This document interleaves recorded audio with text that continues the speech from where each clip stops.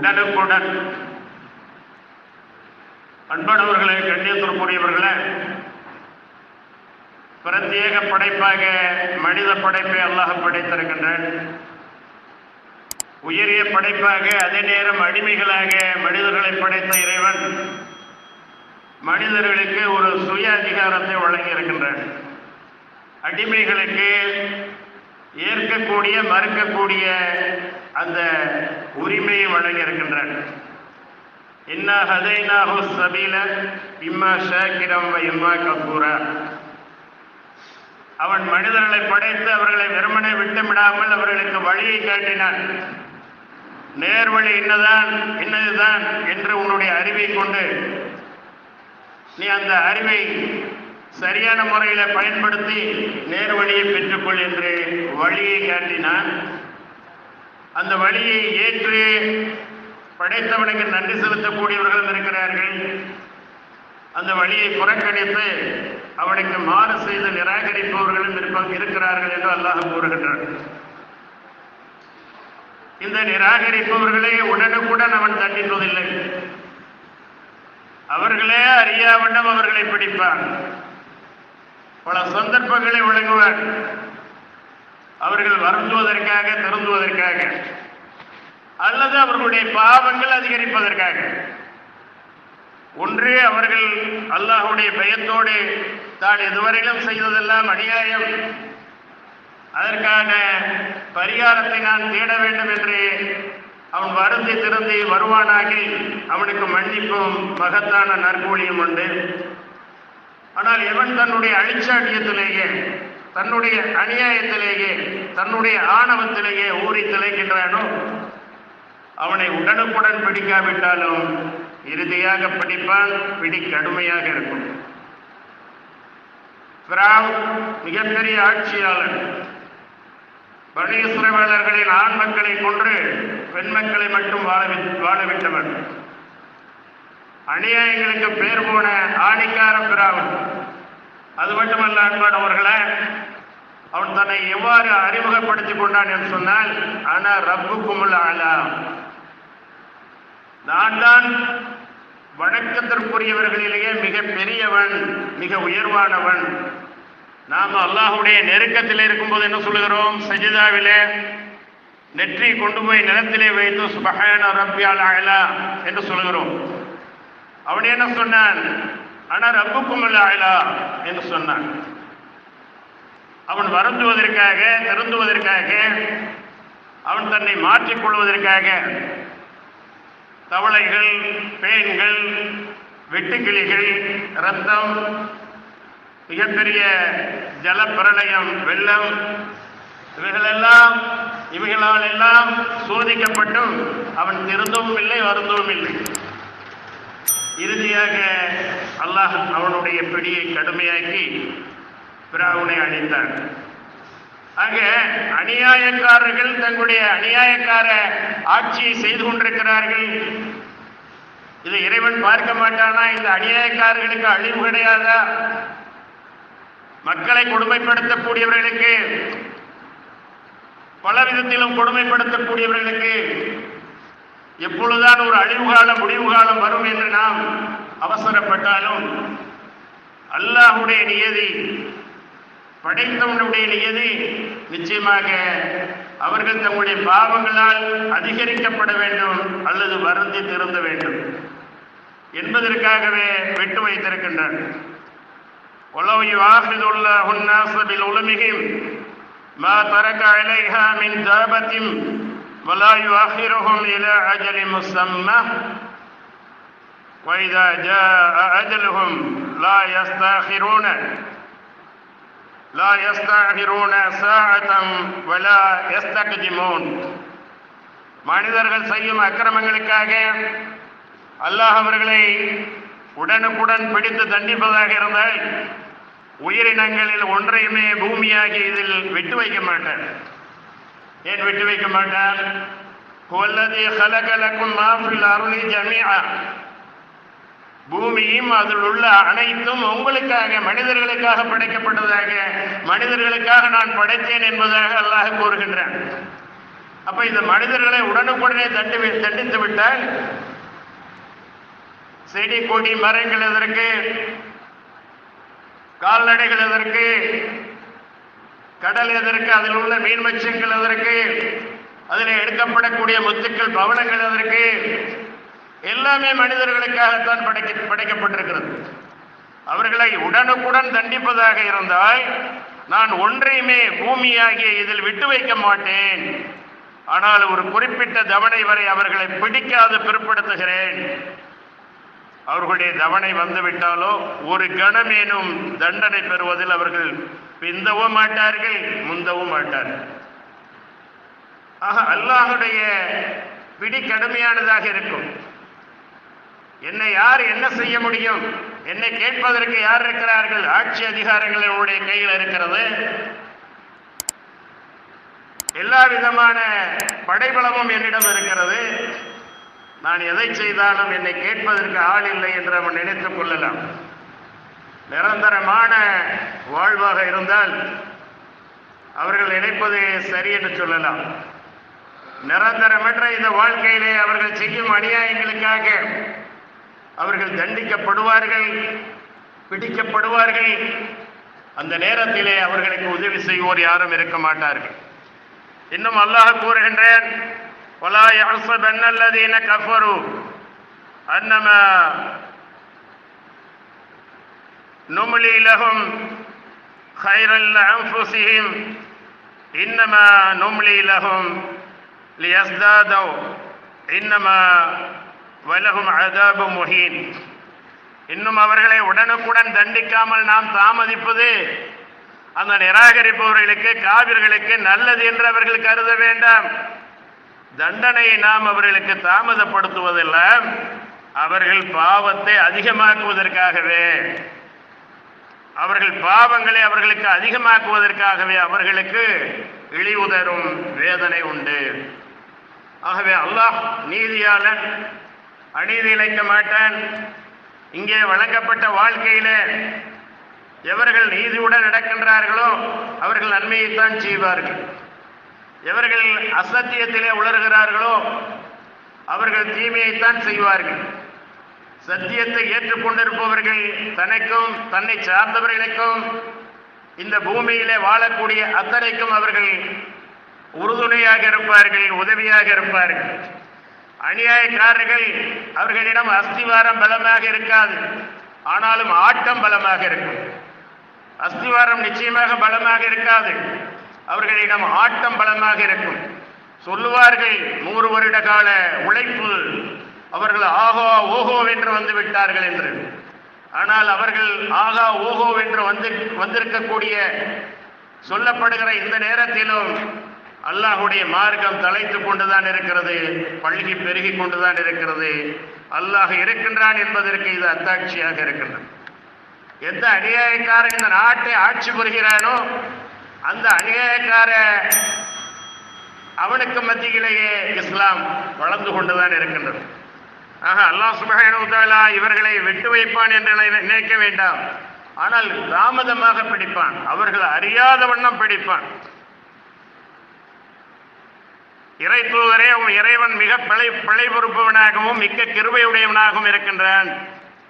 அவர்கள் சம்பாதித்த தீவினைகளை, பாவங்களை கொண்டு உடனுக்குடன் அவர்களை பிடிப்பதாக இருந்தால் நிச்சயமாக அவர்களுக்கு வேதனையை தீவிரமாக்கி இருப்பான். ஆனால் அவர்களுக்கு ஒரு குறிப்பிட்ட தவணை உண்டு. அப்போது அவனை என்று அவர்கள் புகலிடத்தை காணவே மாட்டார்கள். அனைவரும் அல்லாஹுடைய படைப்புகள் தான், ஆதமுடைய பிள்ளைகள் தான். அல்லாஹ் மிக கருணையாளர். அல்லாஹ் இரக்கத்தை 100 மடங்காக்கி 100 மடங்காக படைத்து 99 அவனிடமே வைத்திருக்கின்றான். ஒன்றைத்தான் இந்த பூமியிலே உலாவ விட்டிருக்கின்றான். அதனால்தான் குதிரை தன்னுடைய கொட்டியை மிதித்து விடாமல் அந்த காலை மாற்றி போடுகிறது. இவ்வாறு உயிரினங்களுக்கு மத்தியிலும் மனிதர்களுக்கு மத்தியிலும் இரக்கத்தையும் பாசத்தையும் ஏற்படுத்தியிருக்கக்கூடிய அல்லாஹ் அளவற்ற அருளாளன், நிகரற்ற அன்புடையவன். ஆனால் அதே நேரத்திலே வரம்பு மீறி தொடர்ந்து வருந்தாமல் தருந்தாமல் அநியாயங்களை செய்பவர்களை பிடிப்பதிலே இன்ன பத்ஸல ரப்பிக ஷதீத், இன்ன பத்ஸ ரப்பிக லஸதீத், அவன் பிடிப்பதிலே ஆக்கினை செய்வதிலே கடுமையானவன். ஆகவே அல்லாஹ்வுடைய பிடி கடுமையானது. நாம் அதற்காக அவசரப்படக்கூடாது. மனிதர்கள் அவர்களை வலவ் யுஆஹிதுல்லாஹு الناس بما كسبوا ما ترك على ظهرها من دابة ولكن يؤخرهم إلى أجل مسمى فإذا جاء أجلهم فإن الله كان بعباده بصيرا. மனிதர்களை அவர்கள் சம்பாதித்த தீவினைக்காக அல்லாஹ் அவர்களை உடனுக்குடன் பிடித்து தண்டிப்பதாக இருந்தால் பூமியில் உயிர் பிராணிகள் ஒன்றையுமே விட்டு வைக்க மாட்டான். ஆயினும் ஒரு குறிப்பிட்ட தவணை வரை அவர்களை பிடிக்காது பொருட்படுத்துகிறான். அவர்களுடைய தவணை வந்துவிட்டால் நிச்சயமாக அல்லாஹ் தன் அடியார்களை உற்று நோக்குபவனாகவே இருக்கின்றான். நான் மறுமையை நம்பவில்லை, மரணத்திற்கு பிறகுள்ள வாழ்க்கையை நம்பவில்லை, என் இஷ்டப்படி நான் நடந்து கொள்வேன், யாரும் என்னிடத்திலே அவர்களுடைய கொள்கையை திணிக்க கூடாது என்று எவர் ஒருவர் நினைக்கின்றாரோ அவர் நிச்சயமாக நஷ்டமடைந்து விட்டார். அவர் சிந்தித்து பார்க்க வேண்டும். ஏன் நாம் மட்டும் வித்தியாசமாக சிந்திக்கக்கூடிய, செயல்படக்கூடிய, விளக்கக்கூடிய ஆற்றல் கொடுத்து படைக்கப்பட்டிருக்கின்றோம்? இதனுடைய காரணம் என்ன? மற்ற உயிரினங்களை எல்லாம் நிர்வகிக்கக்கூடிய, பயன்படுத்தக்கூடிய விதத்திலே நம்மை பிரத்யேகமாக படைத்திருப்பதற்கு காரணம் என்ன? இறப்புக்கு பிறகு வாழ்க்கை இருக்கிறது என்பதை எவர் நம்புகிறாரோ அவரிடத்திலே நிச்சயமாக படைத்தவனுடைய பயம் வந்துவிடும். நாளை அவன் நம்மை தண்டித்து விடுவானோ என்ற அந்த எண்ணம் வந்துவிடும். அதனால்தான் அல்லாஹ் எப்படியும் ஷைத்தான் வயப்பட்டவர்கள், அநீதியாளர்கள், அக்கிரமக்காரர்கள் திருந்தி வருந்தி வருவார்கள். அக்கிரமக்காரர்களிலே அநியாயக்காரர்களையும் அல்லாஹ் சுப்ஹானஹு வ தஆலா ஹிதாயத்தை வழங்கியவர்களும் உண்டு. தலைமை தாங்கி அல்லாஹுடைய இல்லத்தை இடித்த பல்பீர் சிங் முகமது ஆமீர் ஒரு இறை இல்லத்தை இடித்ததற்காக பல இல்லங்களை கட்டி முஸ்லிமாக வாழ்ந்து முஸ்லிமாக மரணித்து விட்டார். ஆனால் அவர் மஸ்ஜிதை இடிக்கும் போது காபிராக இருந்தார், நிராகரிப்பவராக இருந்தார். ஆகவே அல்லாஹுடைய நீதி எப்படி என்று சொல்ல முடியாது. உஹது போரிலே முஸ்லிம்களுக்கு மிகப்பெரிய தோல்வியை ஏற்படுத்திய காலித் பின் வலீத் குதிரைப்படை தளபதி பிறகுதான் இஸ்லாத்திற்கு வருகிறார்கள். உஹது போரிலே முஸ்லிம்களுக்கு பின்னடைவை ஏற்படுத்திய அபு சுபியான் தரைப்படை தளபதி, அவரும் பிற்பாடுதான் இஸ்லாத்திற்கு வருகிறார்.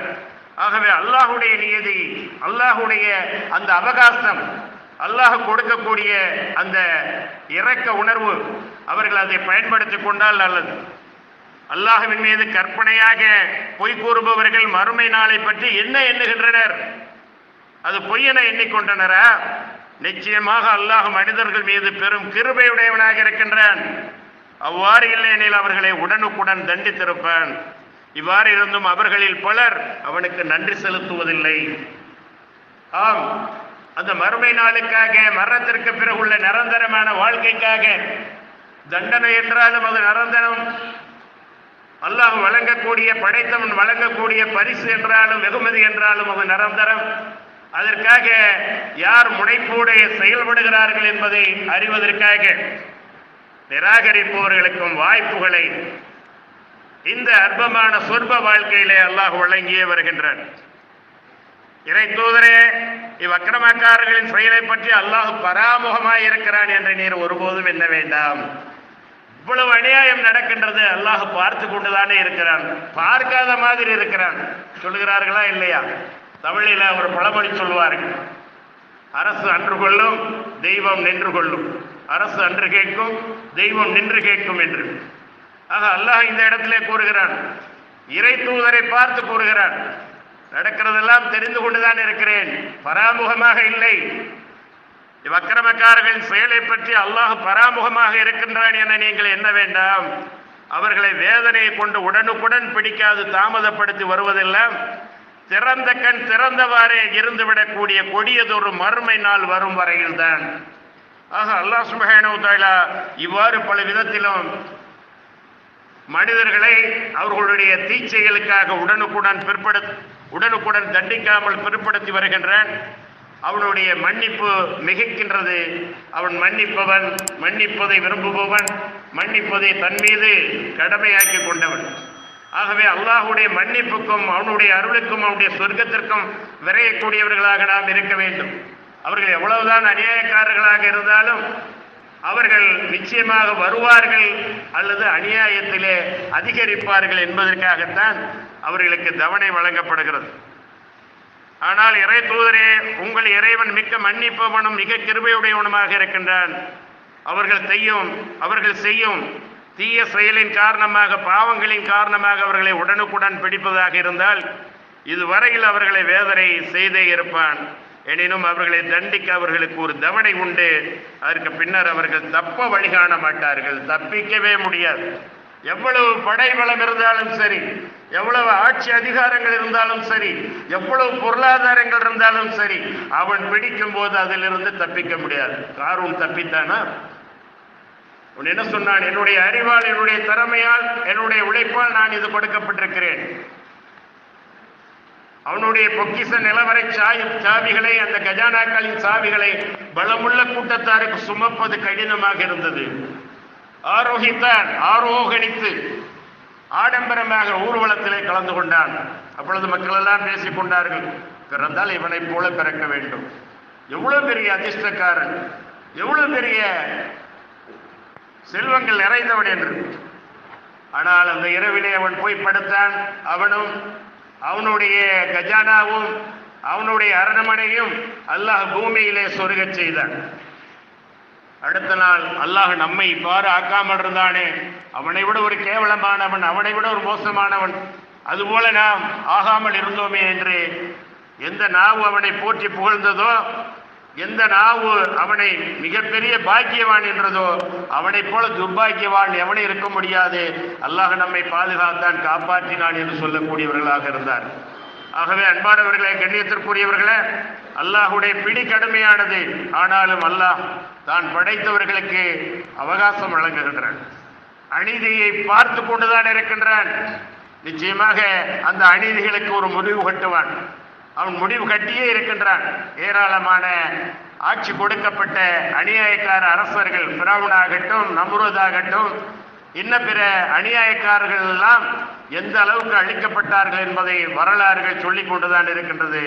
ஆகவே நாம் உடனுக்குடன் அல்லாஹ் பிடிக்கவில்லையே என்று எண்ணாமல், அல்லாஹுடைய நியதி, அல்லாஹுடைய அந்த தீர்ப்பு அவனுக்குரியது, அதிலே நாம் எதுவும் செய்ய முடியாது. ஆகவே அவன்தான் சகலமும் அறிந்தவனாக இருக்கின்றான். அவன் உடனுக்குடனும் தண்டிப்பான், படிப்படியாகவும் பிடிப்பான். பிறகு தவறை முடியும் போது ஒரேடியாக பிடிப்பான். ஆகவே அல்லாஹுடைய வரம்புகளுக்கு உட்பட்டு அவனை பயந்து வாழக்கூடியவர்களாக வல்ல இறைவன் உங்களையும் என்னையும் ஆக்கிக் கொள்ள வேண்டும் என்று கேட்டு